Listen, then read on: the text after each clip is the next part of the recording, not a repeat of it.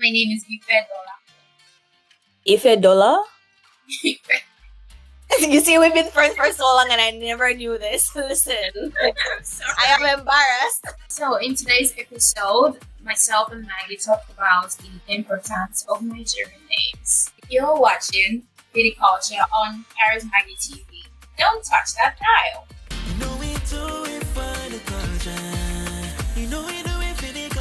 What up everyone, CharisMaggie here and welcome back to my channel where I encourage you to submerge yourself in culture and live meaningful lives, and welcome to another episode of Culcha. I'm here today with my friend Ife, who is from Nigeria. Thank you for being here with me, Ife. I'm so glad to be here. Thank you so much for having me, and thanks a lot. No problem. So, as you can see by the title, today we're going to be talking about the significance of Nigerian names. I'm sure many of you have encountered people who are from Nigeria and you notice some similarities with the name. A very popular one, like what my friend has here today, is Ife. So I wanted to, basically pick her brain a bit more to know about the significance of Nigerian name, and also for us to realize the importance of names and why you should take the time to learn to pronounce people's name instead of being like, oh, can I just call you blah blah instead? Like, we're not doing that. In 2021 and beyond, we're pronouncing people's name properly. Right? Yes, please. Yes, please. I'm a victim, though. Yeah, I can imagine. So let me ask you out of curiosity, what are some pronunciations of your name you have heard before? Because it's 3 letters. Yeah. Actually, it's not 3 letters. It's about 9 letters. Oh, okay. Just to make it convenient for people to pronounce, but still they butcher it, and then I got into it. So I've heard variations. I've heard ice. I've heard Ify. I've heard Effie, and I can't. It's I don't know. Don't know how to explain it. Like, just how it sounds. Like, yeah. Ife. Ife. So what is your full name? Because you said your name is actually 9 letters, but you shorten it to Ife. My name is Ifedolapo. Ifedola? You see, we've been friends for so long and I never knew this. Listen, I am embarrassed. My name is Ifedolapo. Ifedolapo. Yeah. Oh, that's a beautiful name. Well, I guess we can go right into our first question. So, how do Nigerian parents go about giving names to their children? Excellent question. So, I think we should start with as well. Nigeria is a multi-ethnic, multicultural country, meaning that we have nations in nations. For example, you have about 300 or over 371 different peoples in Nigeria. So these are nations that are put together thanks to the British, but that's the story for another day. They're together without their consent. So trying to actually talk about all of them today would just be, we would live here for another maybe a year. So I would actually talk about a few, maybe 1 or 2, and I would mostly fixate on my own people, my own culture, the Yorubas, because I am Yoruba, so I know much more about that than others. And I would also mention some just as we go. So okay, fair enough. Yeah.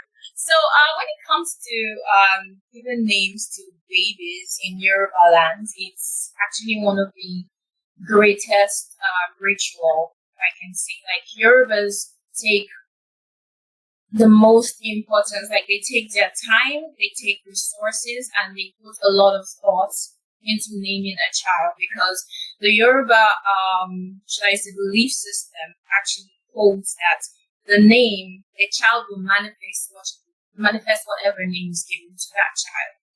That is just as the Yoruba believe that the head has its own, your head is your own deity. So basically, meaning that your head is your own orisha, it's your own deity. That if you want anything, instead of praying to some being out there, you pray to your head. That's kind of the same thing. That's kind of the same importance the name holds. So your name, like I said earlier, Yorubas believe that you will manifest that name as you go, as you give. So it defines your life. So naming a child takes like a whole community. Actually, it's the father's job to do that, but he takes like the whole 9 months that the child is conceived to think about, meticulously the name to give that child. Wow. Yeah. So wow. yeah. So we have different names, but I'm just gonna first of all talk about the naming ceremony itself. Mm-hmm. The naming ceremonies are just as important as the naming itself or the name itself. In Yoruba land, naming a child, the eldest in the family performs the ceremony. So that can be the grandparent, just the patriarch of the family performs that, and the father gives the name. Mm-hmm. And the father gives the name first. That's the first name that the child bears. But then I know Yoruba, for someone like me, I have like 12 names. Oh. Yeah, that's because everyone gives you a name. Even your sibling, your older sibling gives you their own name. So I'm called by a different name by my father. I'm called by a different name by my mom. My godmother calls me something different. My grandparents call me something different. So whenever I go there, I know who's calling me. So you hear different names, but you know it's you that you're talking about. So another thing about naming ceremonies. Okay, so I was talking about naming ceremony. When naming a child, there's some rituals that take place. So you have, whenever they're naming the child, you have honey. Honey is part of the ingredients or the let me say what is going to be participating in that naming. You have honey, you have salt, you have liquor, you have palm oil, you have sugar cane, what else? Bitter cola. Hmm. Yeah, and alligator paper. All of these things are instrumental in naming the child. Wow, because for example, honey is to pray that the child's life is as sweet as honey. Or sugar cane. Then water. Okay, another thing I forgot to mention is water. So water is life. So water represents that the child will live a fruitful, and a well-watered life, right? An abundant life, because water adds, in plants, water makes us get food and fruits and all of that. So plentiful, bountiful, and all of that. And I think another one is going to be salt, so that the child amongst his peers becomes the salt of life. So salt adds, flavor to everything we cook and all that. Yeah. So then some people use sugar or sugar cane. It also signifies sweetness. And then there is something called bitter cola. I'm not sure if you've ever seen it before or heard about it. So bitter cola in Yoruba stands for long life, because bitter cola is kind of like I don't know if it's a fruit or a crop.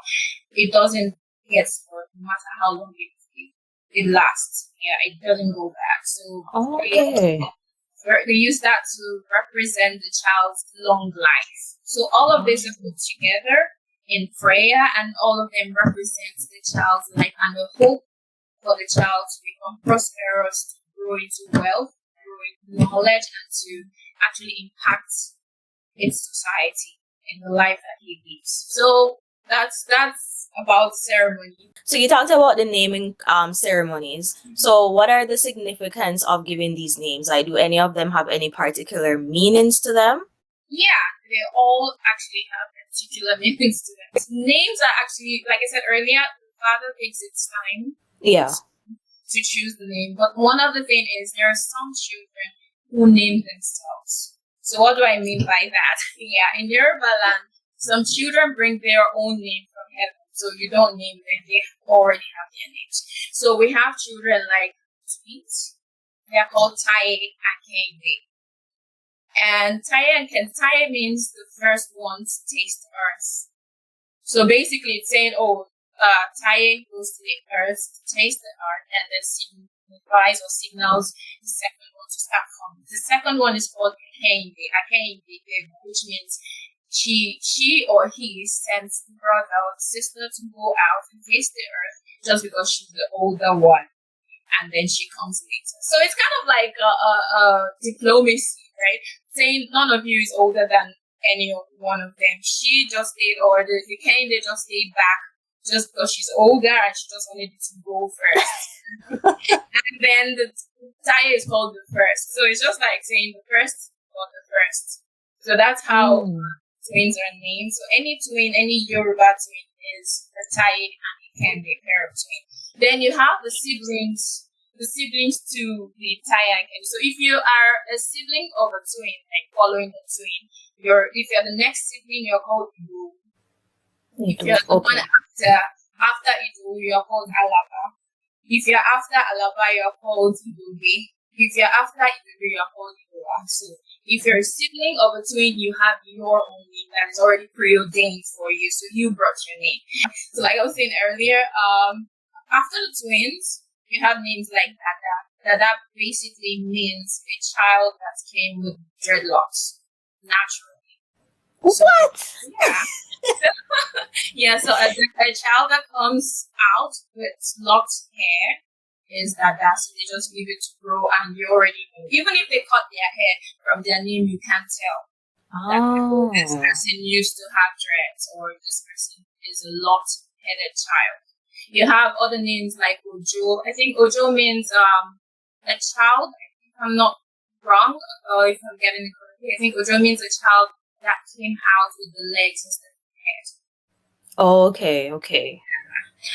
So what about yours? Like, what would be the meaning of Ife or like Ayola, Ayo? Because to be honest, I know so many Ife, I know so many Ayolas and Ayo, and I always wondered like, why is everyone's name the same? But now you explain it's like there's a longer version to it, but you guys shorten it. So what are the meanings of like those parts of the names? Sure, thanks for asking that. So like I said earlier, another thing that Yorubas put into consideration when naming a child is the circumstances surrounding the child's birth.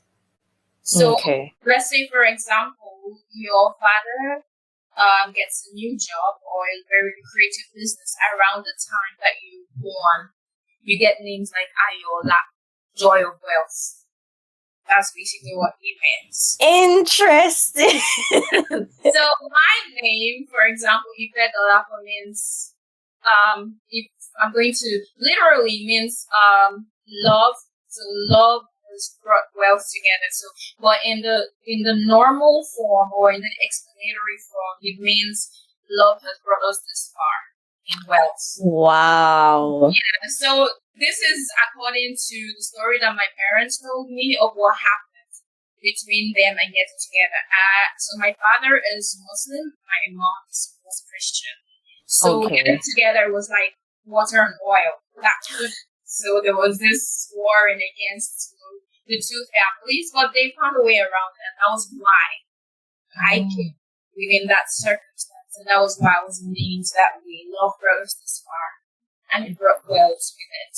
So you have names like Ayola, Ayotide, Ayodij. All those names mean joy of wealth.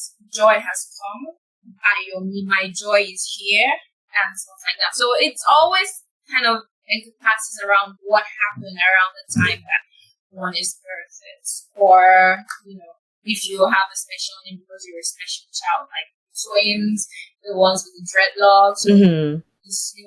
So it basically revolves around the circumstances of your birth. So, yeah. Wow. That's really cool. So I know in Nigerian culture there are a lot of different tribal groups. So would the names be dependent on that as well? Very much. So if, for example, if you hear names like Ife, like mine, Ola, Ayo, they're like 90% of the times from the Yoruba ethnic group. But if you hear names like Chi, that starts with Chi, CHI, 90% to 100% most of Igbo, like most likely an Igbo name. So like Chioma. Yeah, Chioma, Chiamaka, Chisom. Wow. So that tells me immediately when I see a name like that, I can tell you definitely that this person is Nigerian and this person is Igbo. Same thing, you can also identify a Yoruba person by their names. The only difference would be there are some. So another thing about Yoruba naming children is you would hardly find Yoruba people with a first name that's English or faith-based. They can have it as a middle name, but rarely would you find a Yoruba person named an English name and this also ties to the fact that there is always so much thought put into your name because it's believed that your name itself is a spirit and a spirit on its own. Okay, that makes sense. You manifest whatever name you're given. So it doesn't really make sense to many Yoruba people to just give their children some English name that they don't even know the meaning. I like that. I really like that your culture, like they take back something from themselves, which is something as important as a name. So instead of subscribing to, the English culture, like British, giving your child a British name, you give them based on your language, that's cool. Yeah. Well, folks, I really hope that this was a informative video. I sure learned a lot. And what I would say is even more, if you weren't doing it, you should take the time to learn how to pronounce people's different names because as if it told us, names are what they can manifest in their lives. So you butchering their name, you're not doing any justice to them. You're not doing any justice to them at all. And also maybe it will give some of us some thought in when we do have our children that we think about the way we name them as well, because names really have power and meaning. So naming your child a name just because it sounds nice, you need to know the meaning behind that name, right? It could sound nice and mean something that, So thank you so much. Like this was very helpful. And if any of you want to comment below, if I have any Nigerians in the house, please comment below what your name is. I would really love to hear from you and share this video. Let us get the word out there about the importance of Nigerian names and the culture. Thank you again, and don't forget to do road, do things, and until next time, Maggie is out. Bye guys. If you love that video, then you will love the rest of the videos in the Ifedolapo series, so click here to watch now and subscribe if you haven't already. And if you want to support us with a little extra, then you can support us by becoming a Patreon and click the link in the description box. Thanks for watching!